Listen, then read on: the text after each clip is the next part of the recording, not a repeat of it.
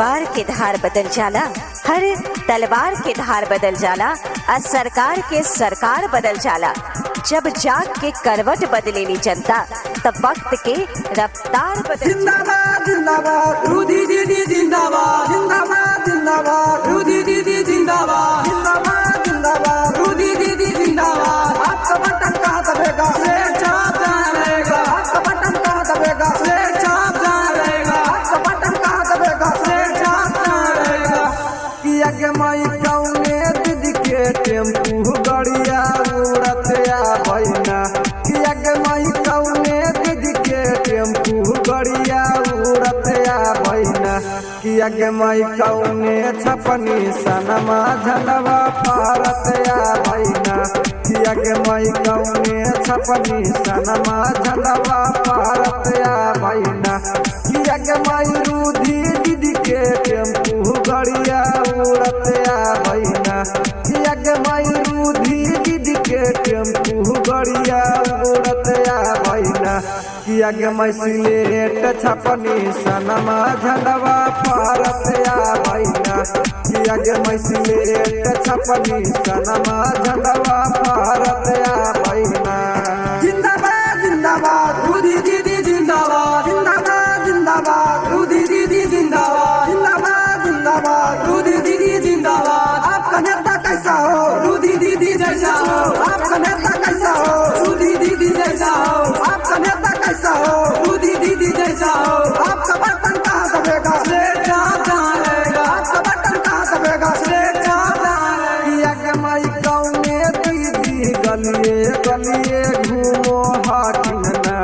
किया के माई कौने भैया गलिए गलिए घूमो हाकिन ना। किया के माई किन खास हथवा जोड़ बोटवा मांगा हाकिन ना। किया के माई किन खास हथवा जोड़ बोटवा मांगा हाकिन ना।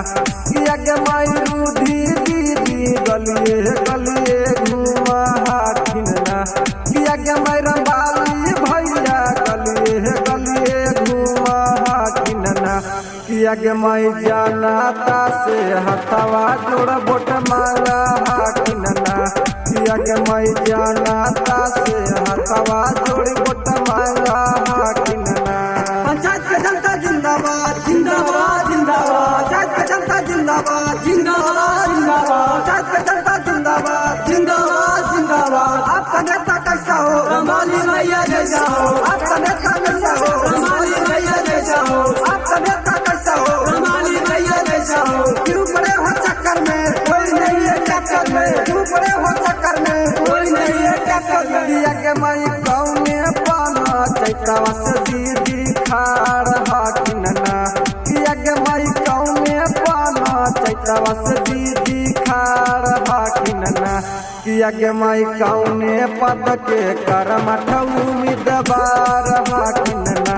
किया के माई कौने पद के करमठ उम्मीदवार हाकिन ना।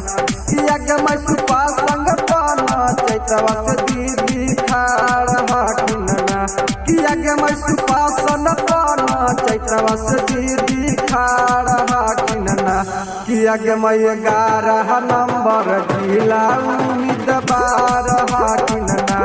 किया के माई 11 नंबर जिला उम्मीदवार हाकिन ना। कोई नोटों के सहारे बैठा है, कोई बोतलों के सहारे बैठा है।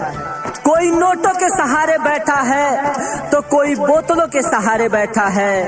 कोई विकास के झूठे खोखलों के सहारे बैठा है। कोई जाकर कह दो उनसे चुनाव वही जीतेगा। कोई जाकर कह दो चुनाव वही जीतेगा जो जनता के दिलों में हौसलों के सहारे बैठा है, हौसलों के सहारे बैठा है। बीना रिकॉर्डिंग स्टूडियो राहुल।